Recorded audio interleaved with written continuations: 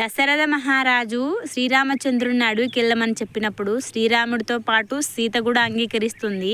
అదే ప్లేస్లో మనం ఉంటే మాకేంది మామయ్య నువ్వు చెప్పేది అడవికి వెళ్ళమని, మా వాటా మాకి, మేము ఎక్కడో చోట బతుకుందాము అని మనం హ్యాపీగా చెప్పేవాళ్ళము. అలా సీత ఎందుకు చెప్పదు అంటే శ్రీరామచంద్రుడు తండ్రి మాట జవదాటాడు అన్న విషయం సీతకు పెళ్ళిగాక మునిపే తెలుసు.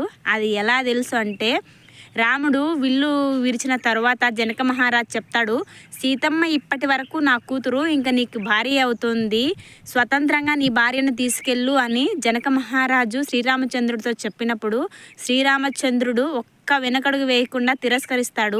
నువ్వు ఎవరు నాకు భార్య సీత అని అంగీకరించడానికి? నా తండ్రి దశరథ మహారాజు కోడలిగా సీతను అంగీకరించిన తర్వాతనే సీతమ్మ నాకు భార్య అవుతుంది, అంతటి వరకు నేను తీసుకెళ్ళలేను జనక మహారాజా అని తిరస్కరిస్తాడు. తండ్రి